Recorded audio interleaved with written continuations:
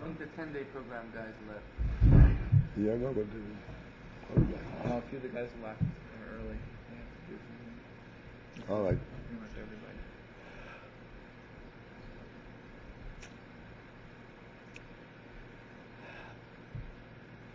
everybody. This is the week that we're coming into Shavuoss, Matan Torah. Although we already spoke about Matan Torah last week, I want to discuss in Matan Torah certain aspects of it again, because hopefully it will give us even a greater insight on the significance and the meaning of Matan Torah.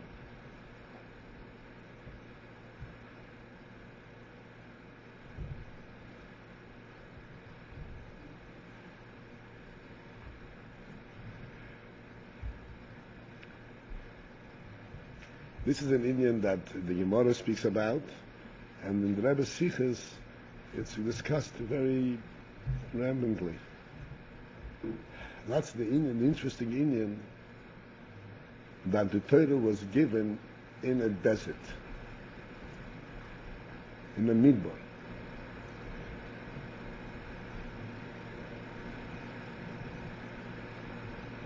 So besides the obvious, a desert is not a pleasant place to be in, but altogether that seems to be counterproductive for a Torah. If we would look at the Torah as presenting a set of laws and rules, how people are to live together in a civilized society, then first you have to have the civilized society, and then you give the rules.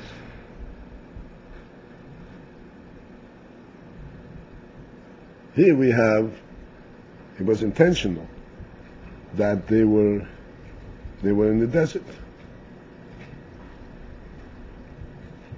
Additionally, the Gemara says that le'nitno Torah elu le'oichle hamam, that the Torah was given to the Yidden only at the time when they were actually eating the man,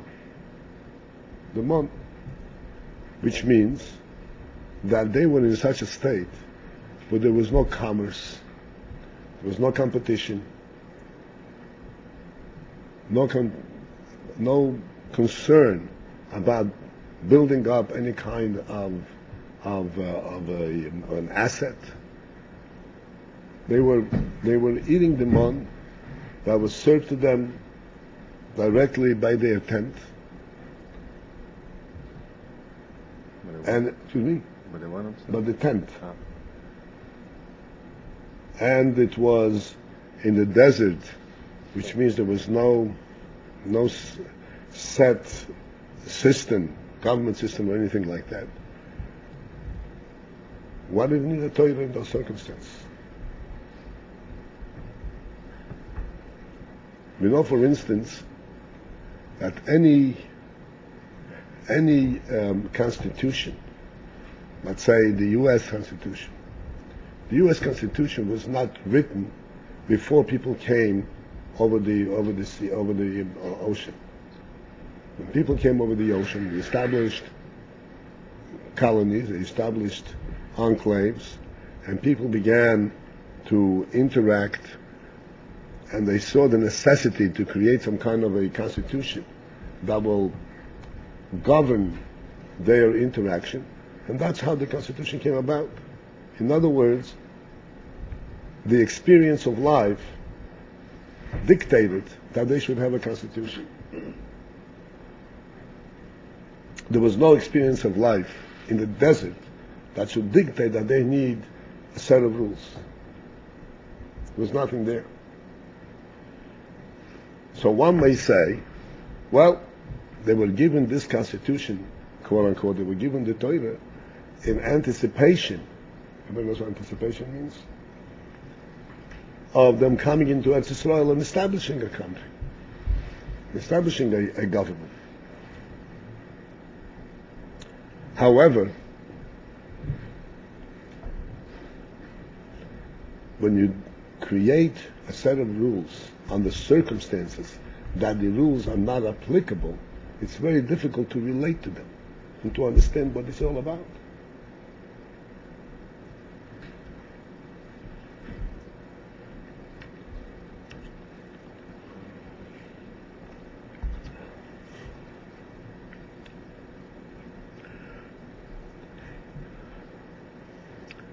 So to understand this whole principle, this will actually give us an insight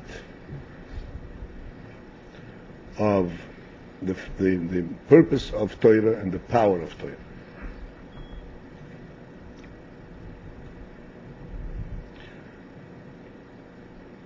There's an expression of the Frierdiker Rebbe in a Sikha, where he says that there are two types of laws, two types of judicial systems. One is a law that was created, that is the result of social experience,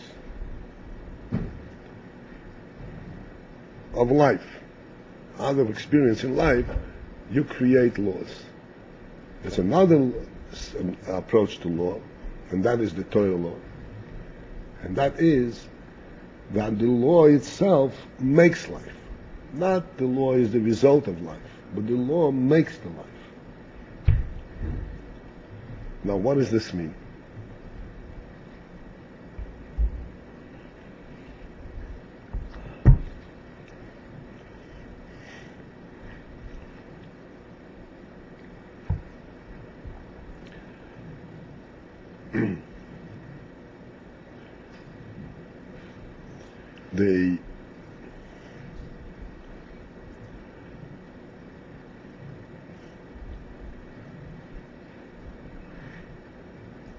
The principle of Torah law,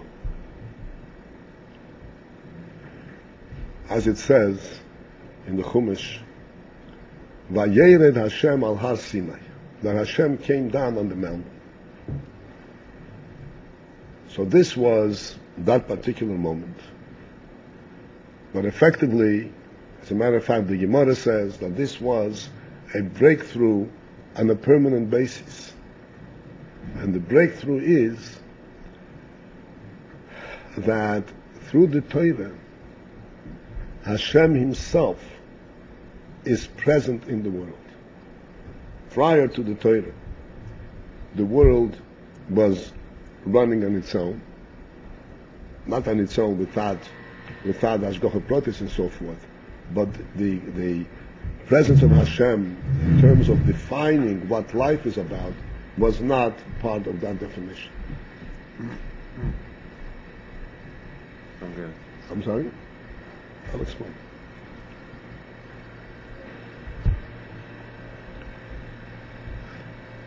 By Matan Torah,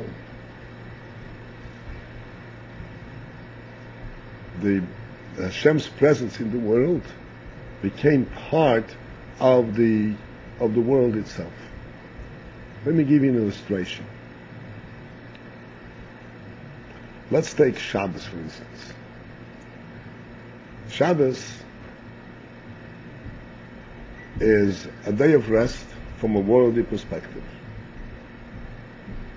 And almost every culture today recognizes the wisdom of having a day off from work. A person has to have a day of rest, has to have a day to reflect for himself and so forth. This is the concept of Shabbos, or a day of rest, that is the result of the experience of life. Because we experience life, we see that to work 7 days is detrimental, is not a good thing. So therefore we decide we're going to have a day off. Shabbos, from a Torah perspective, is totally not that. Shabbos is not a day of rest in terms of resting because the work dictates that you should rest. Shabbos is a holy day. Shabbos represents, we're saying that Shabbos is a day that is above and not part of the natural world. It's a superior day. And therefore you cannot involve yourself in natural activities, in worldly activities on this day. In other words, when the Torah gave us Shabbos, it was not something that was interpreted and drawn out from worldly experience. It was something that was given from above. Because as a matter of fact, when you talk about a day of rest, everybody can see, oh, there's a benefit of that. But when you say that Shabbos is a holy day, this is something that in worldly context you can see. We don't see the difference between Friday, Shabbos, or Sunday. It's a day like any other day.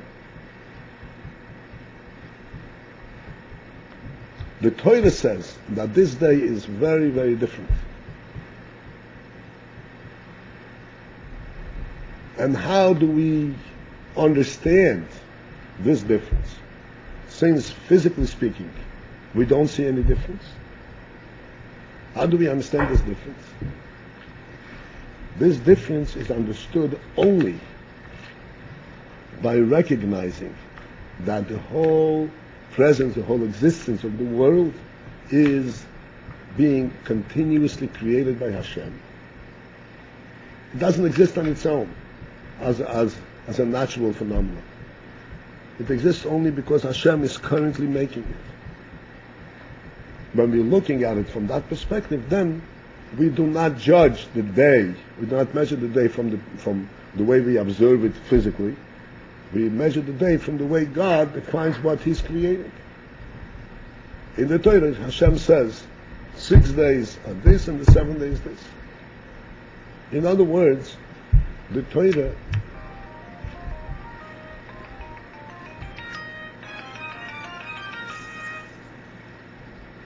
Hello? I'm in the class. I'm in class, I have to call you back.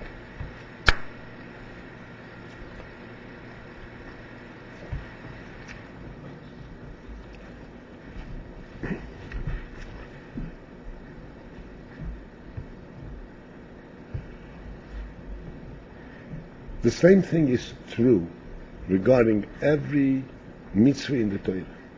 Like we always point out that in the Aseres HaDibros, in the 10 Commandments, it starts off with Anoichi Hashem Elokecha Asher Tzichem Me'eretz Mitzrayim.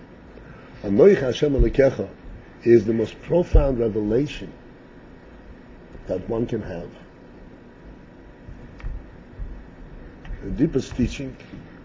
And in that very same connection, it goes down to say, Lo Yisivtzach, do not commit murder. Do not commit murder? Not commit murder is a mundane, is a worldly thing.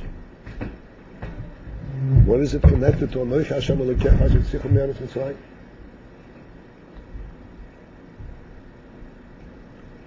But if we look in the Torah more closely, we will find that when Hashem tells us that you should not, that human life is to be cherished, He says the reason that the human life is to be cherished is because B'Tselem Elokim also is Ha'odom. Because Odom represents Hashem's presence in the world. Not because of what Odom is on his own, but because Odom is Tzelem Elokim, is Hashem's presence in the world.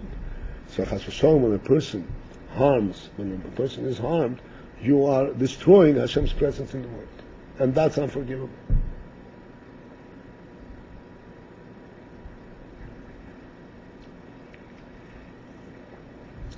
We should think about it from a very cool, cold approach.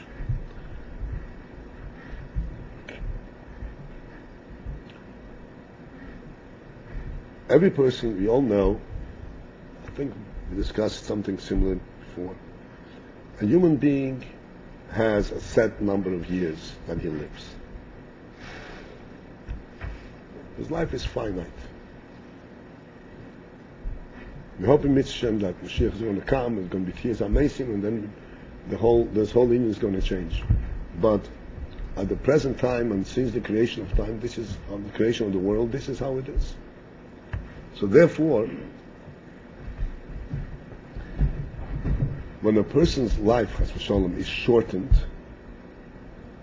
one may ask, what's so tragic about it?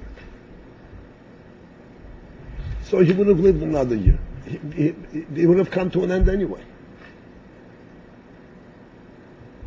So what's so tragic about it? Okay, I owe him whatever it is, I did him wrong, but why is it such a capital thing?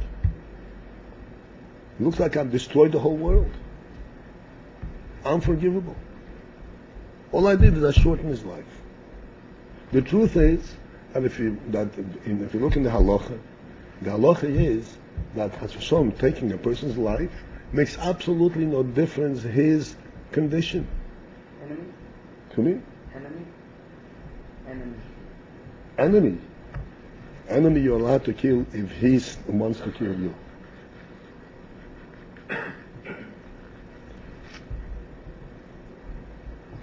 So it makes no difference what his condition is.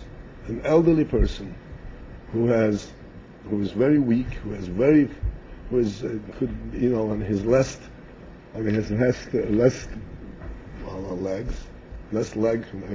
breath. Makes no difference. If Chas v'Sholom somebody shortens his life, this is committing murder. What did he do? And nowadays, Rahman al-Islam, there is this euthanasia. And people, from a worldly perspective, they don't understand what's wrong with it. Everybody knows what that euthanasia is. Huh? Yeah, I know.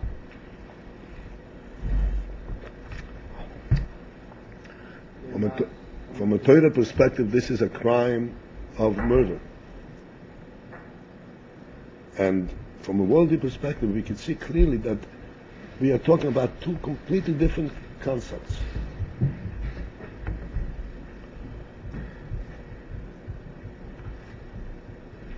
In the world, something is measured by time and space.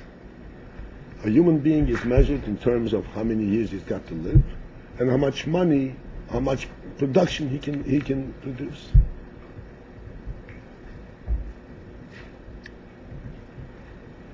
So all of this is measurable.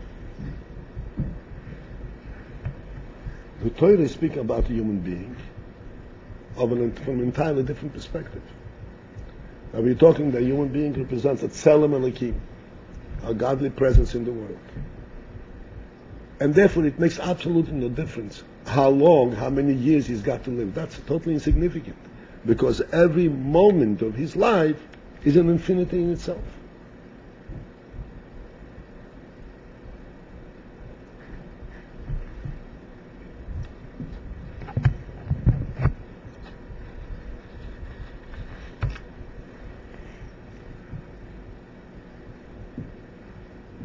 I once expressed this concept. This is in fact something that human beings perceive and recognize, even though logically they don't really understand it without Torah. Which we discussed one time over here, as I recall it. The fact that, let's say, the President of the United States. The President of the United States is a person who has reached what one would call his dream of accomplishment. The epitome, the summit of human accomplishment by his reckoning. He reached the highest office in the land, and one can argue that it's the highest office in the world. So now, on his way to that office, as he was going through various stages, he was very involved in accomplishing, in doing, that would prepare him for the next step and for the next step. Once he is in it, so it's an interesting thing that from that point on, this is what analysts are saying, that from that point on, his concern is, what is posterior, what is history going to say about him? After that his presidency is finished, and that he is finished, what are the history books going to say about him? He's concerned about the history books. So one can ask, I can understand, while you're president you have a lot of covet, it's challenging, you feel accomplishing, but what does history have to do with you? Why is that so important to you? Why is that so important? This is beyond you. And yet, we see that it is in human nature. Even the world understands that. That concern. What's history going to say about it? What does that mean? That means that even in the world it is recognized that there is a quality in the human soul, even in the plain human soul, not the Nefesh Elokis, that transcends, that is beyond the limit of a span of years. It has a certain value that's beyond, that's not measurable by time and space. So that even if he has nothing to do with it and it's not part of his experience, yet it concerns him. Because he views himself, he sees himself, there is something deeper than just how the experience of my life.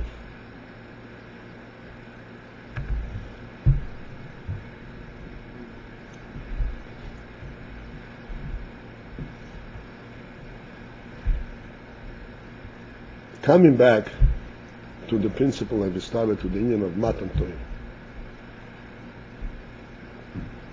See, this explains, which I'm sure you learned, and I want to elaborate on this, that actually there was Torah learning before Matan Torah. Even before Avraham. Shem and Eber also had yeshivas in learning Torah. And see, this explains what was novel by Matan Torah, what was accomplished in Matan Torah. What was accomplished in Matan Torah is that in Matan Torah, the Torah was given to us by Hashem. What does this mean?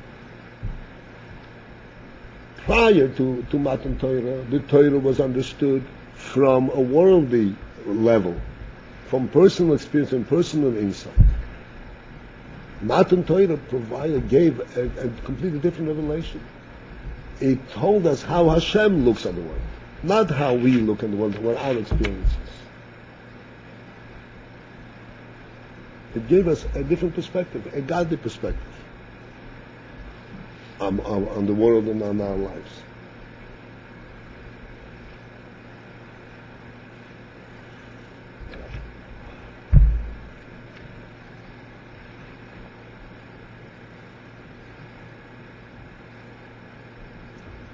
This phenomenon, this concept, what this means is that if a person lives in the world and he defines rules by which he's going to conduct his life, all the rules fit into his normal life, into his natural life. The rules do not uplift him. The rules simply make it possible for him to go on and live in a civilized manner. Torah has a different effect. Torah is, as we said, is a godly view of the world, a godly view and godly definition of the person. And therefore, when Hashem gives us the Torah takes us out from a natural stance, from a limited stance, and uplifts us to a godly level.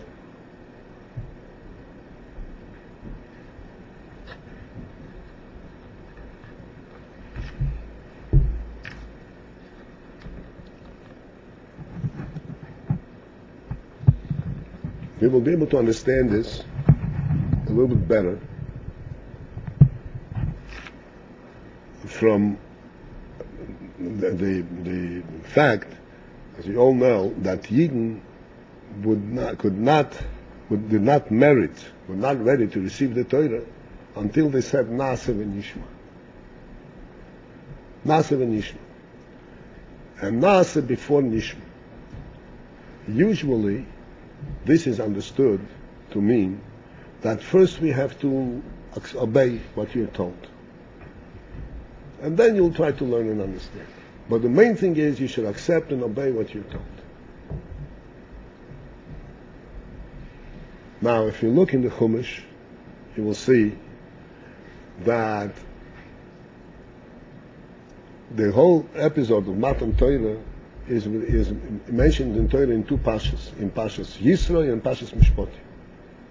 In Pashas Yisroi, Moshe went back and forth to the mountain and talked to the Yidden. And Yidden said twice in Pashas Yisroi, Kol asher dibar Hashem na'aseh. Everything Hashem said, we will do.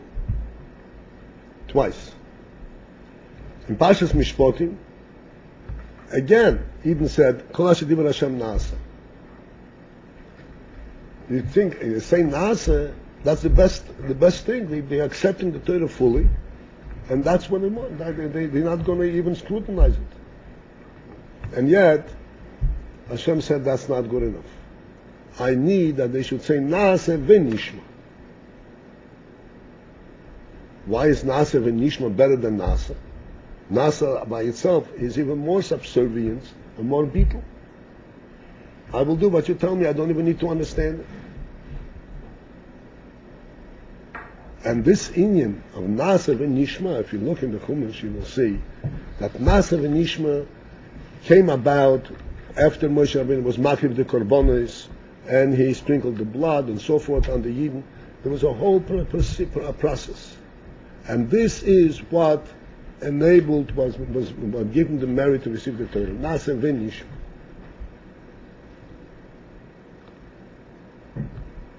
What's so special about this, the Nishma?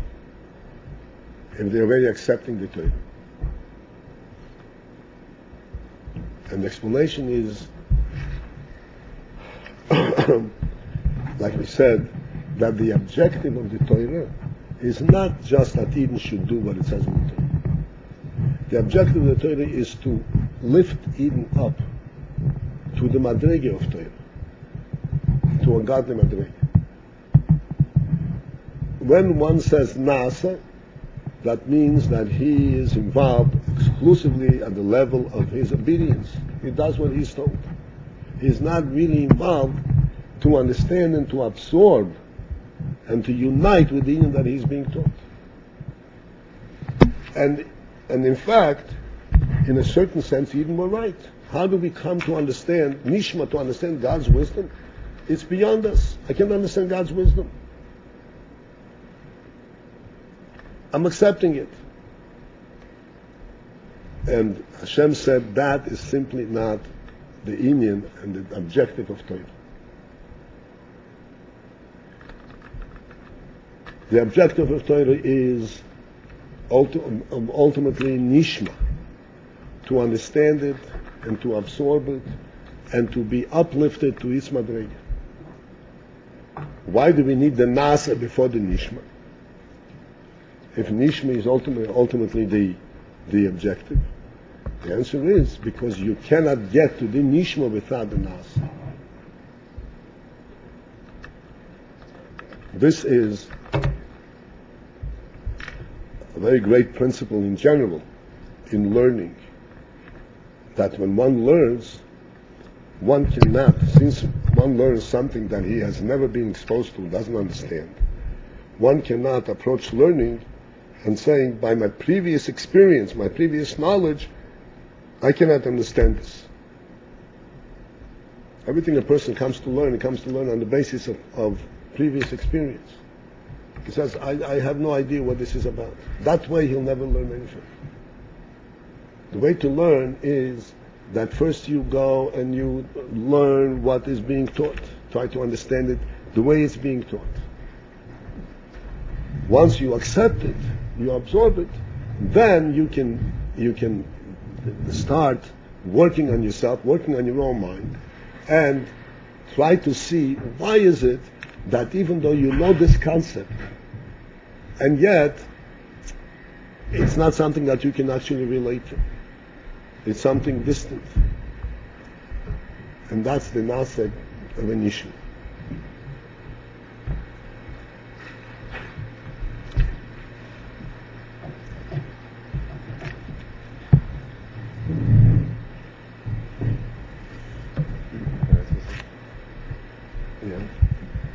Before you said about the Shabbos, that only as a Jew can identify, I mean, how can we identify still that Shabbat is there?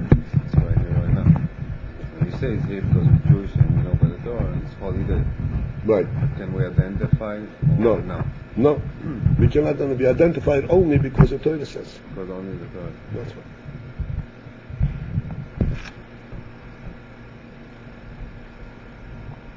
And this is the message that we get from the fact that the Torah was given in the desert. While Eden were in the desert. Because if Eden were in a settled land where there's commerce going on, there's all kinds of interactions and rules are necessary, then this higher aspect of Torah would have been missed. Because what we will see is, Torah is wonderful. It sets up a system of government, a system of commerce, how we should interact with each other, and so forth. In other words, then we would take from Torah only that part of Torah that defines and explains how we is to live, defines our world. But that's not what Torah is. So the Torah was given in a desert where there are no requirements at all for any rules.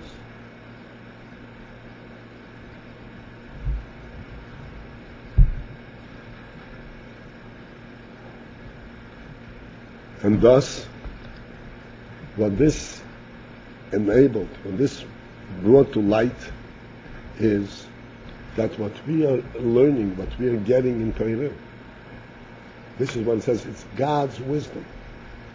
It's the way God views the world, not the way the world looks at itself. Because from the worldly perspective, I don't need anything.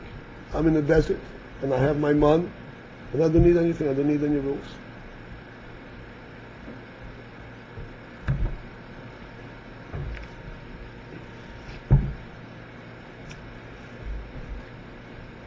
Having explained that, we have to reflect. Now that we have the Torah, we come into Matan Torah.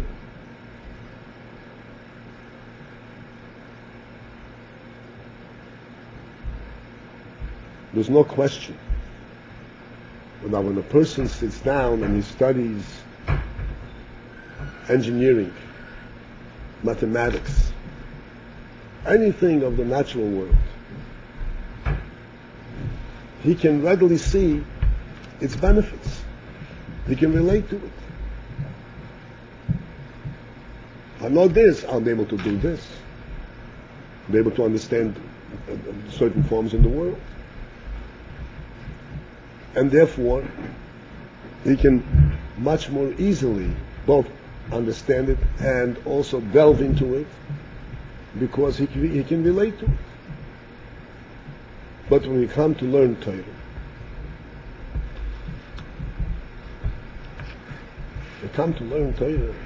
at first, particularly if we come from a secular background, and we are used to learning, studying something that gives us immediate benefit. It immediately explains, okay, this is what we can do, this is what I'm going to benefit from, this is what I'm going to do with this knowledge. In other words, it fits right into my world. Then, when you come to learning Torah, and we're learning Breishis bara Elokim et hashamayim v'ha'aretz. In the beginning, God created the heavens and the earth. Okay. Now, unless I'm a philosopher and I want to understand, I'm bothered by the fact, where does the world come from? And I need to understand it. Then, it says, Breishis bara Elokim et hashamayim v'ha'aretz. To whatever degree I understand it, but at least I'm dealing with something that I'm involved with. But if I'm involved and I'm concerned about earning a livelihood, I'm concerned about practical things in the world, and I'm learning about Breishis bara Elokim et hashamayim v'ha'aretz, how do I relate it to it? What does it mean to me? How do I get excited about it? What am I learning about?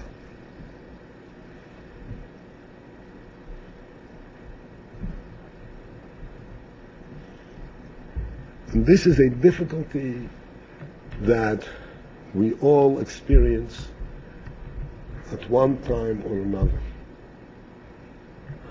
That we cannot relate that which we are learning in Torah to our practical life.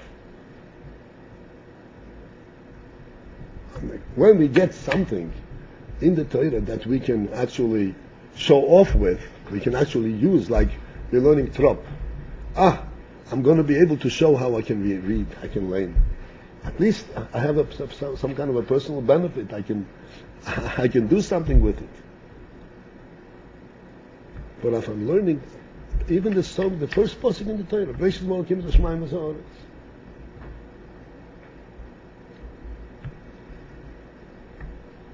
What does it mean to me? How do I get to relate to it?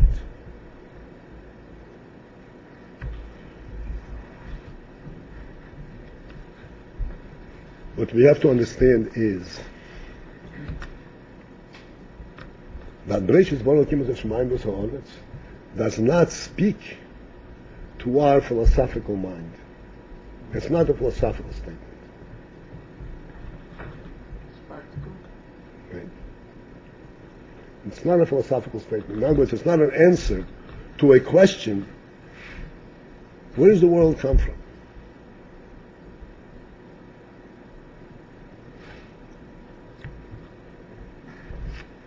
What then is Breishis bara Elokim et hashamayim v'ha'aretz?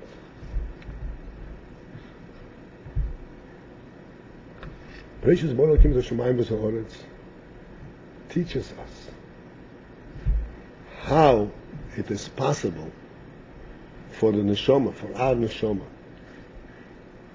to relate to the reality of the world, to accept the fact that there is a world.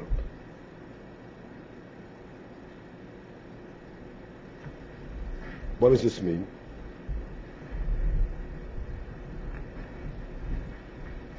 When we said before, if I'm not a philosopher, I'm not questioning where the world is coming from, what does this mean? It means not that I understand what it is, I know where it's coming from. It means that since there is nothing I can do with this knowledge, since I cannot make any difference in this, I have to accept it, whether I like it or not. So I'm accepting the mitzvahs of the world. I'm accepting it.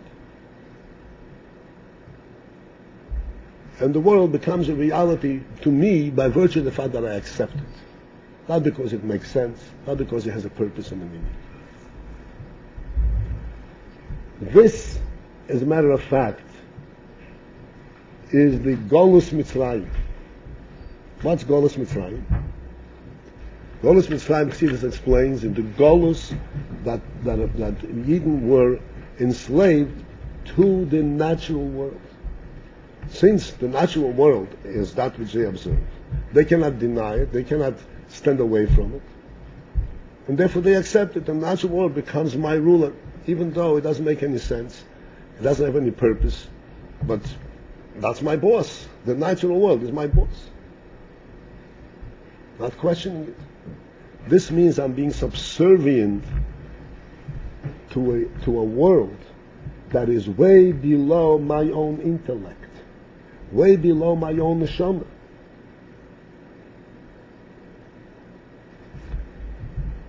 Because my neshama is a living, godly entity. My intellect is able to comprehend and to perceive concepts that are completely beyond words. And here I'm saying, don't bother with that. Bow down to nature.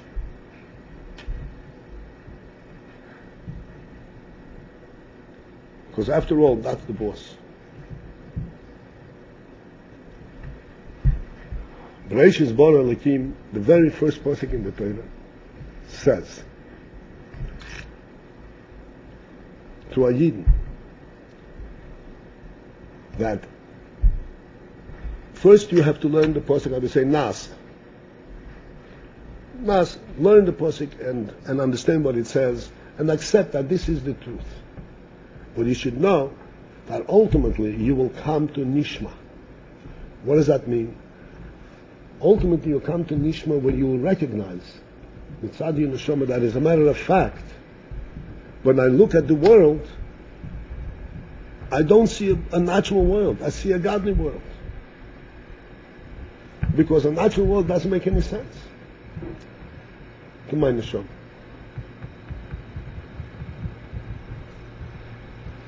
The world as I see it, if I really grow up, so to speak, Nishma, if I really grow up and reveal the view, the way the Neshama, that the Neshama should be able to relate to the world and not be a slave to the world, then that's the only way I can see it. That when I see the world, what do I see? I see a godly action. Because with the Neshama, the only thing that's true is God Himself. So if I see a world, I see the godly action that makes the world. This is what the Rambam says. Just like the Torah begins, Bereshis bara Elokim et hashamayim v'ha'aretz, the Rambam begins with a similar message. The very beginning of the Rambam's Yad HaChazaka is Yisod ha'Yisodus Amud ha'Chochmas Lo Yidei Hashem Motzei Rishon Mamtzei Kol Mintzah. That the foundation, the deepest foundation of all, is to know that there is a first being that brings everything into being.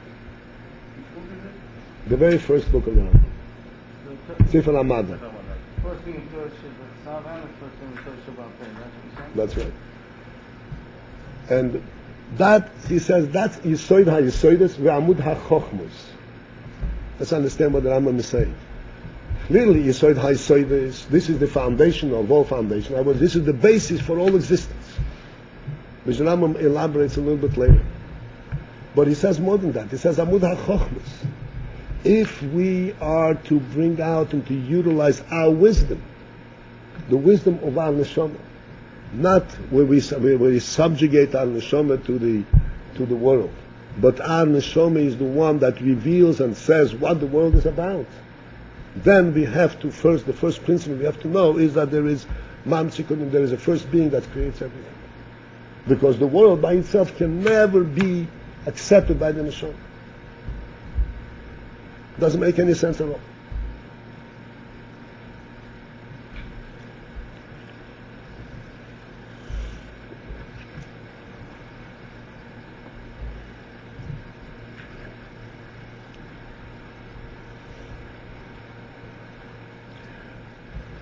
So that Bereshis bara Elokim et hashamayim v'ha'aretz is not telling us some kind of a historical fact that 6,000 years ago, 5,700, whatever years ago, Hashem created the world.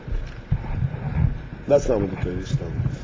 The Torah is telling us that today, the only way that we can truly understand the world is by first understanding Bereshis bara Elokim et hashamayim v'ha'aretz.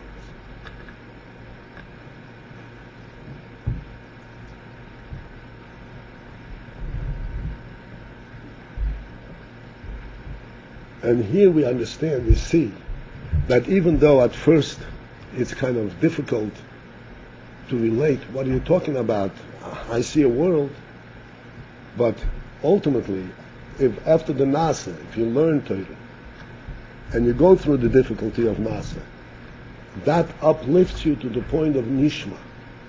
It opens up your mind, opens up your heart, so that, in fact, this truth becomes your truth. Everyone, to the extent of his intelligence and to the extent of his effort, but everyone is capable of seeing this. Everyone. Because life itself is teaching us this principle. Without Torah, life itself will become drowned out in the natural world and be subservient to the natural world. Torah teaches us how we can uplift ourselves to the true perception and true understanding of what the truth is, what life is.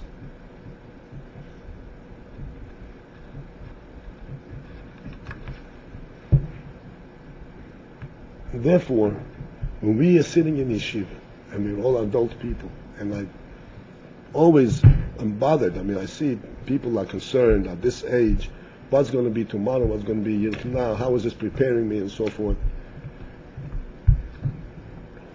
This is the period of Nasa. This is the period where we labor. But as we are going through the Nasa, ultimately, this brings out in us the Nishma. It brings out in us the Neshama. And therefore it gives us the true life. That life that Hashem in the Torah says, this is Tzelem Elokim. This is not an animal living, this is human being living. But we see things only the way a human being can see it, not the way an animal sees it. So we have to go through these difficulties, and we have to overcome the tendency of questioning, of saying, you know, what is this going to give me, practically speaking? There is an answer to that, but we cannot get the answer when we first start. After that, we get a little bit of an insight. We come to realize I'm not the same person that I was when I started. I live differently, I breathe differently, I feel differently. Everything has a completely different color. I still need the practical, I still need to translate everything in a practical world. But I'm not being subservient to the world. I have a purpose.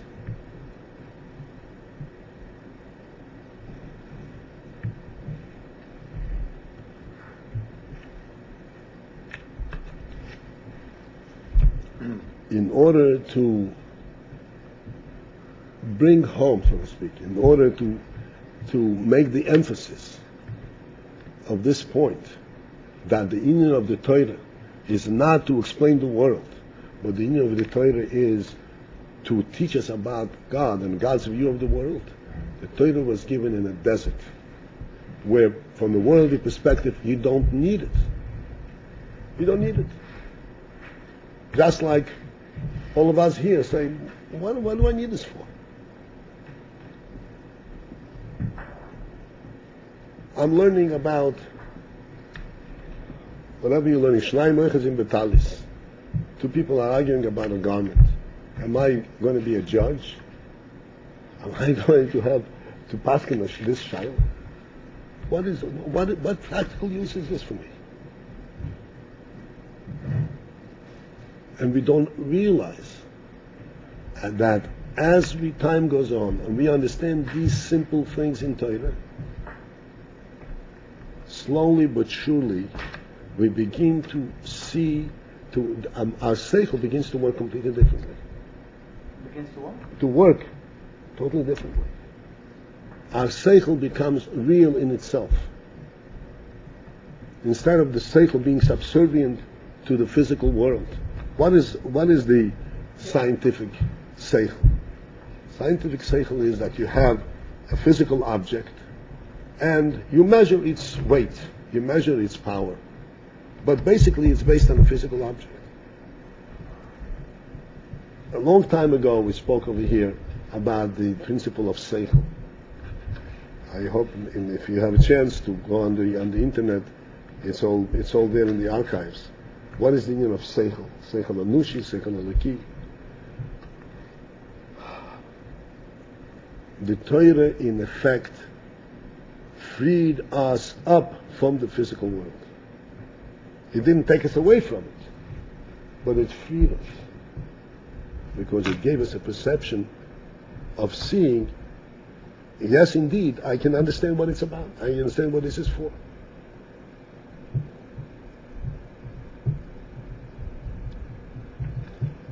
In Mitzrayim it says that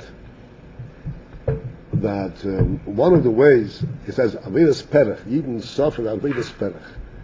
Avedas Perech means not just hard labor. Avedas Perech means labor that destroyed the body and soul. Perech means, farech. It breaks you apart. The Gemara says, in what way was it such work that break you apart?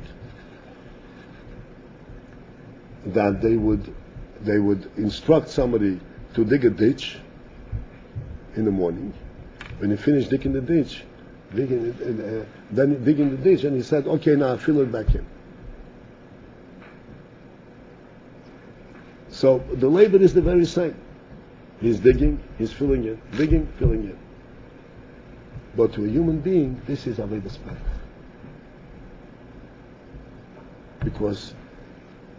Because he doesn't see any, and from a human perspective, he can't relate to it. This is reducing a human being to a physical, to an animal.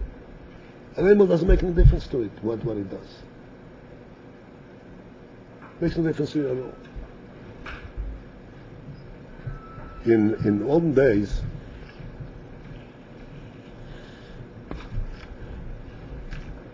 there was a mill, a mill that grinds wheat kernels. So in olden days, what was the energy that activated the mill? The mill consisted of two large rocks, stones. And these rocks were connected to gear, and from this gear was a walkway, like we have today, like automatic walkways. And they would bring a horse up onto this walkway, and as soon as the horse would step on this walkway, the walkway would move. When that moved, that forced the rock to turn. So the horse was walking a whole day, getting absolutely nowhere, and it didn't complain. As long as it had its hay, it was being fed its grass, and it had no complaints. He was standing on place, walking, and it was perfectly satisfied. I see people run on the treadmill in the gym and they don't even have hay. They have iPod.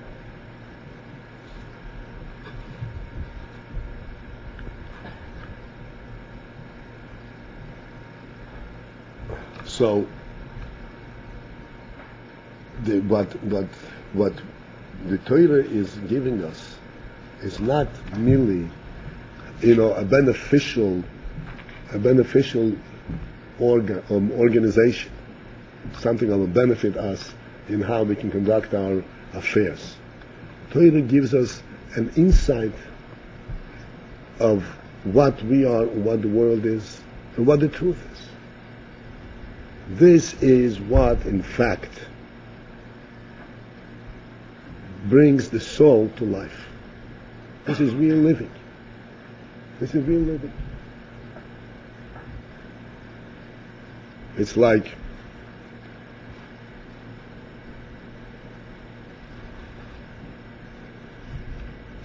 when a person is in faint, So when the person is fainted, Rahman Islam, so you do everything, you make every effort to wake him up from his faint. So somebody standing on the side and say, all this time that you spent on waking him up was a waste of time, because you didn't accomplish anything. You didn't produce any money. You didn't build anything. You just woke him up. But we know that a person coming to life is the most important thing in that we can accomplish. The Torah is what brings us to life. And the process in the Torah is clear. It is Nase Koidem Lenishma. And Nase Koidem Lenishma does not mean just to do the mitzvahs. Nase Koidem Lenishma means to learn the Torah before I understand it. And before I even understand it in terms of what is its benefit, what is it teaching me. But once you learn it and you get into it, then your mind opens up and you begin to say, hey, this is really a tremendous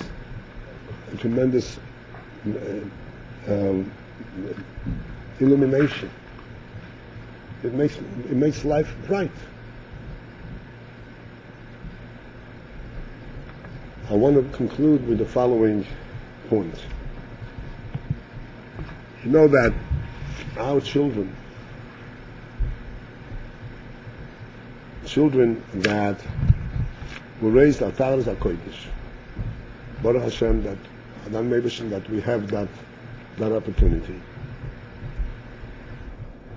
And we try to give them a chinuch which is entirely al Taras HaKodesh, to the extent that we don't want them to be exposed to a whole concept of a natural thought. We don't want them to be exposed to it.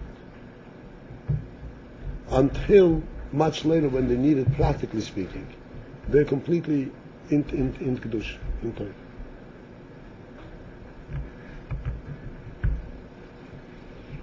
What happens when they need to go out, so to speak, into the world? And they need to, after all, everything you do in the world, you have to build Eres B'Kelim, you have to build a Keli for it. What happens? How do they build a Keli? They don't have any tools.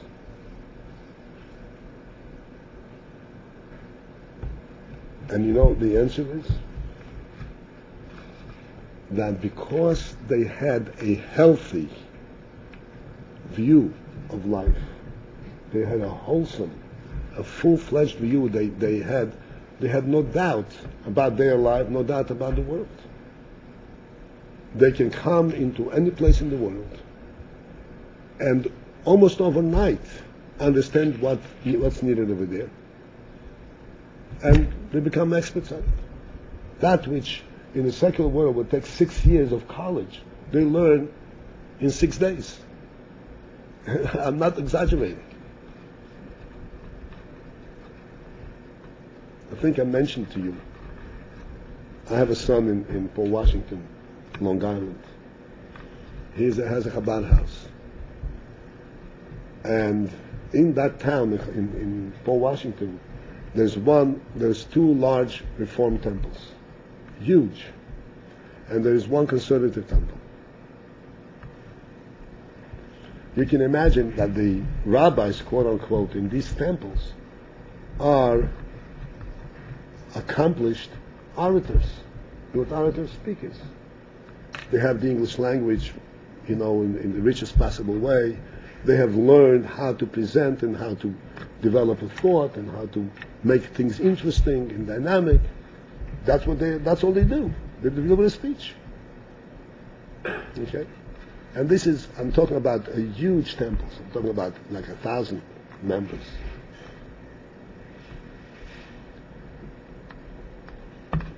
There are people who come to the Chabad house to listen to the Chabad house rabbi's sermon because he speaks so well. That's what they say. He speaks so well. What do you mean speaks so well? He never took a lesson how to speak.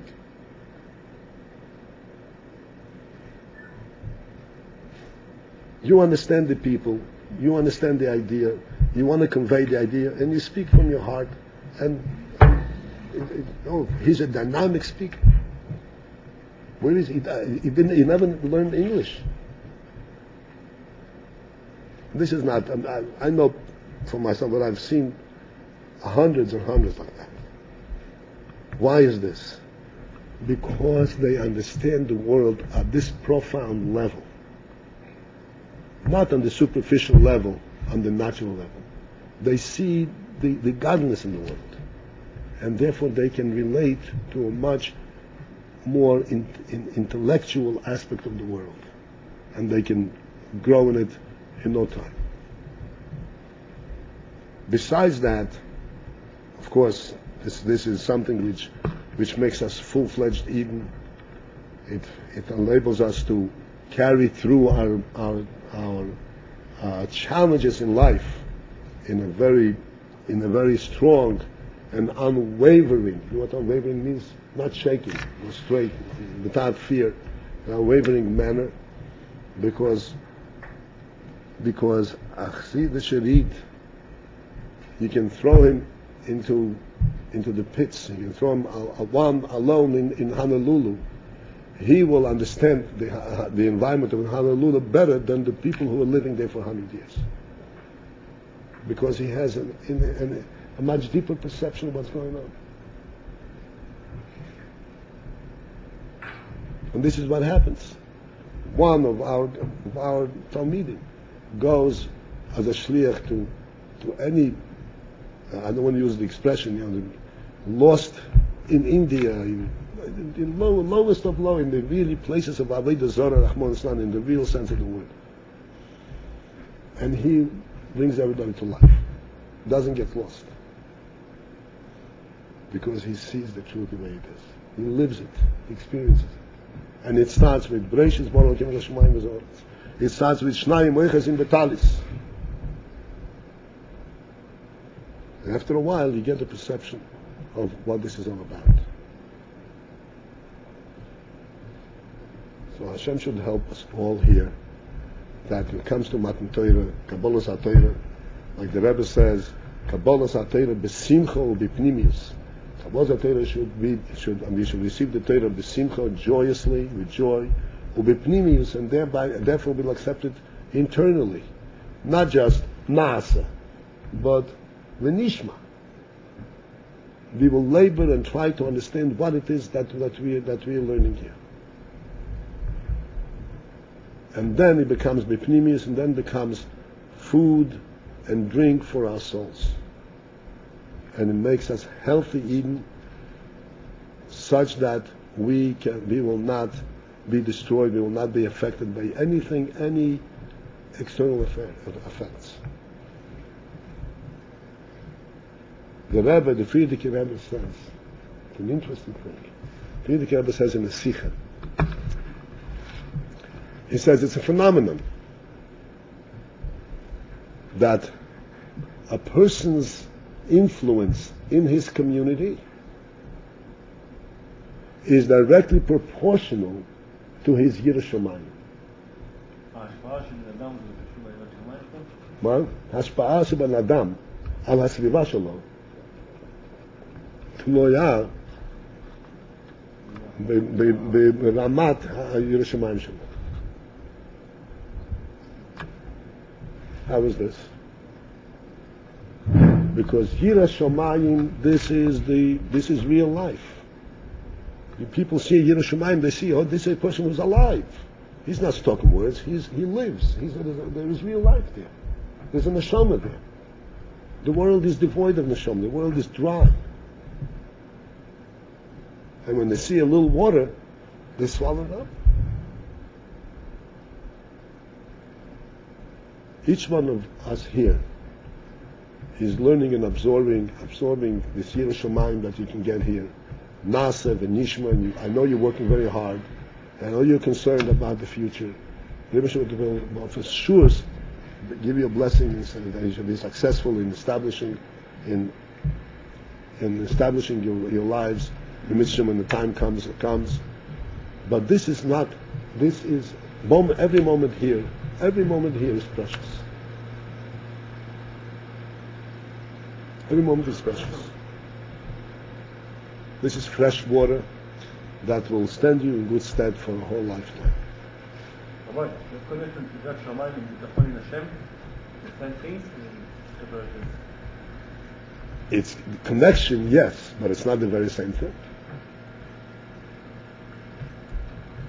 said that because the last thing that you say is you wish us יראת שמיים, because you say you're worried about the future, and you wish you יראת שמיים. I'm sorry? I did the wrong connection in the words. I did the wrong connection in the words. No, what I'm saying is, I know you're concerned about the future. And Hashem will help you, that will see to it, will give you a blessing that you should establish in the future with all the success possible, everything that you wish for yourself. But while you're here, utilize every instant with a full mind, because every breath of fresh air that you're breathing here is making your neshama stronger and making it more possible for you to face the challenges of the world.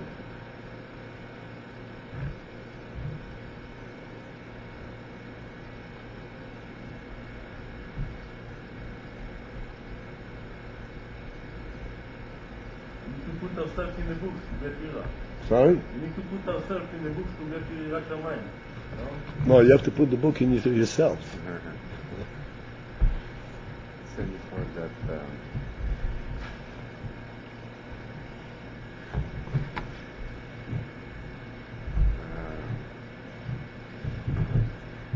one day, we learn now, and then one day we understand what's, problem we have and everything. And then, okay, a few years from now, Not one day. Not one day. Every day you will understand a little bit more. So, and then what? So, what's the point? So And I know, yeah. And the point is that every time you understand a little bit more, you come to life a little bit more. What is it that's for me? And now, in this world, we have problems. Well, everybody has his own problem. It's concern. One day you understand why you have those concerns or why you have those problems. You see these trees over there standing? Yeah. If you look at the trees can be 100 feet tall. And they're thin, they're whatever, a foot in diameter. How do they stand? Why don't they crack? Besides the roots, why don't they crack? Comes a wind, poof.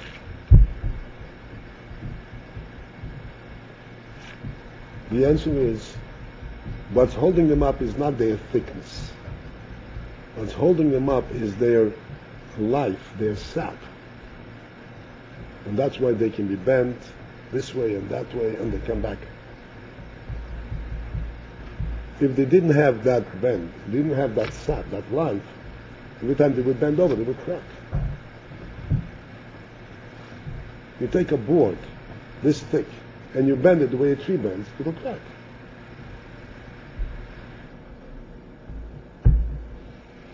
This is what it gives you. We need to be Reflection. It gives you life, so that when the wind blows, you can stand up to the wind. But why the wind blows? That's my question. Why the wind blows? Yeah, why we have problem? But like why each one concerned, the wind blows is concerned, yeah, you have problem, you have things you're worried about. So you're gonna go against them, that's all we learning, like to fight them, stand up for them? Or? It's not a question of fighting them. Let me explain You know to what I you. mean? Yeah, I understand what you're saying. I think I understand, but if I don't understand, then the answer will not, you'll ask me again. It's not a question of fighting. It's a question of this. I have a perception of where I want to go, of how I want to build my life.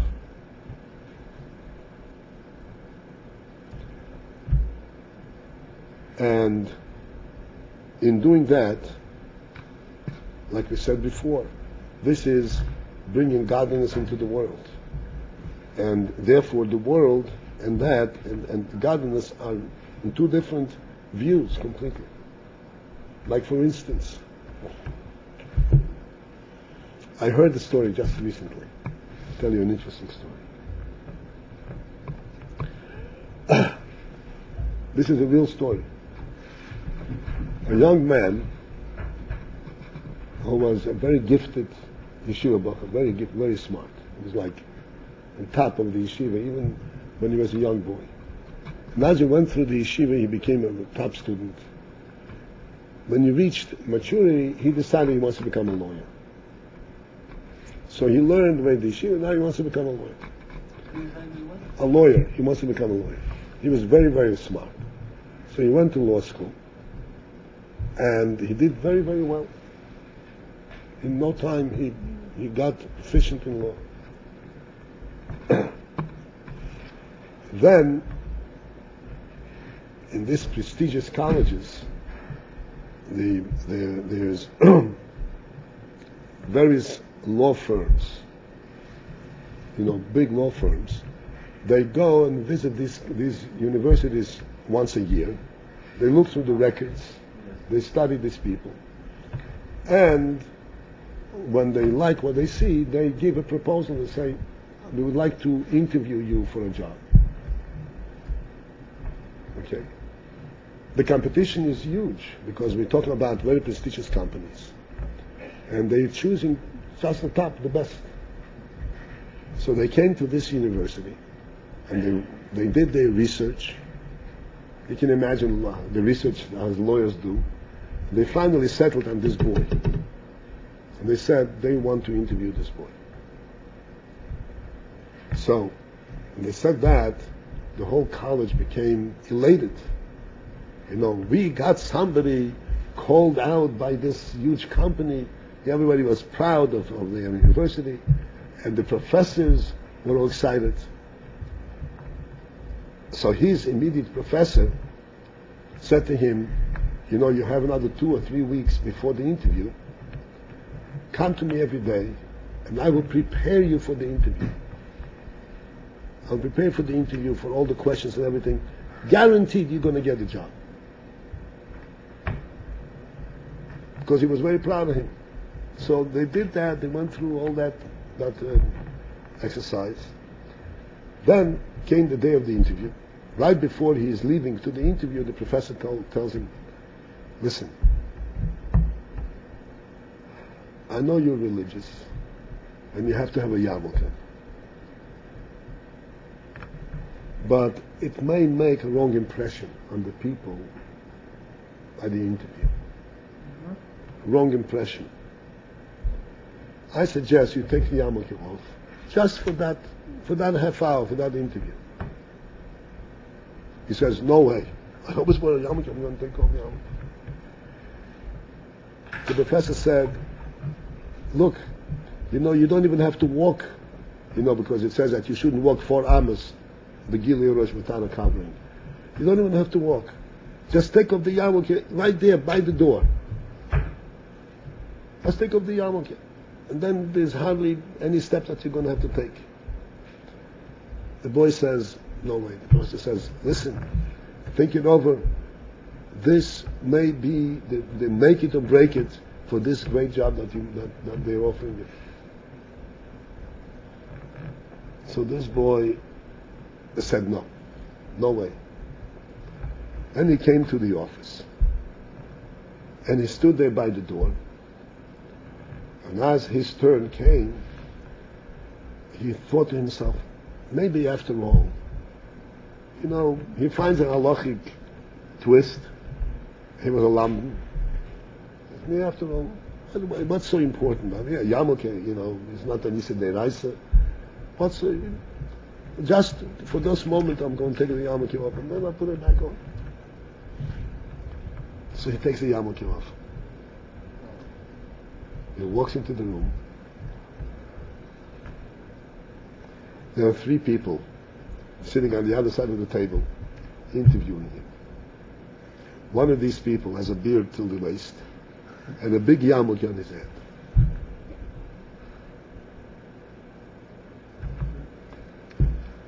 tried to take off the yarmulke now to put on the... What? Now he was embarrassed to take the yarmulke from the... So he comes in, and this bearded lawyer says to him, "Where's your yarmulke?" So he quickly gets it out of his pocket. "I just took it off just before I was concerned." So he turns to him and he says, "Tell me, did you really think we did not know that you wear a yarmulke when we gave you the interview?" You know why we selected you? We selected you because we saw that you're honest and you stand up for your principles. And you have the strength to stand up for your principles.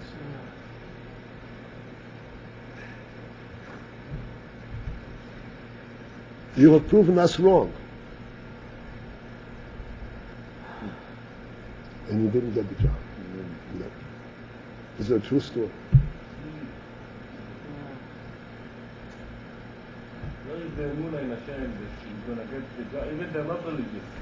That Professor Paul. You have to understand, it's not a question of Amunah in Hashem. Bitachon, no? No. Whether I get the job or I don't get the job, I have my principles. And I have these principles deep ingrained in me. And I have the strength to live with them. Because these are not external principles. These are internal principles. How can I sit without a yarmulke, even for a half an hour, if sitting without a yarmulke means prikasoil? Prikasoil means removing the yoke of heaven. How can I be in a state of prikasoil even for a moment?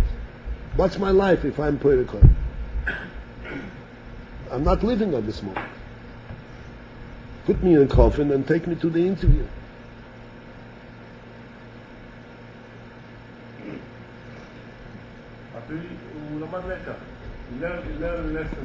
I'm not talking about, okay, now we have to learn the lekach. Hu lamad lekach, that's his problem. We have to learn the lekach. We have to understand what we are doing here. We have to understand what we are doing here. We are learning and we have questions. You know, what am I gaining from this?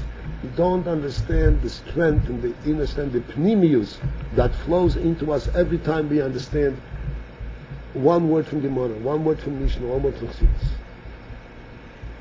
Because none of these one words fit in with the natural logic, with the worldly logic. It doesn't fit.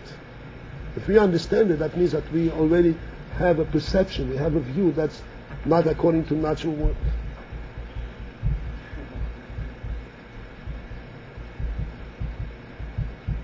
This is the strength. The pasuk says, "Ha'odom eitz hasoda."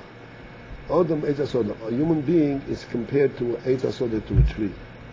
There are many things in which this inyan, Odom eitz hasoda. One of this inyan, the tree, symbolizes internal strength. Because externally you cannot explain how the tree stands up to the winds.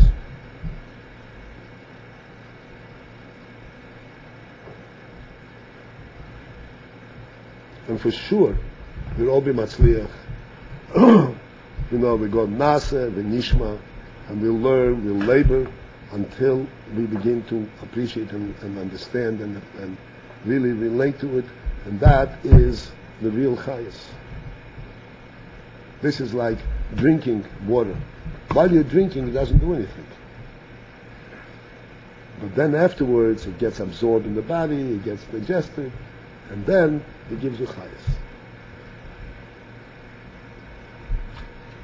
So you should have a freilich and yomtiv, freilich and Shavuoss, the simcha b'pnimius, the kabel the Torah from Hashem's hand directly. Maybe we're gonna get the new Torah in Shavuoss. What? Maybe we're gonna get the new Torah based on Hashem. That's it. Oh my God. Yeah. Torah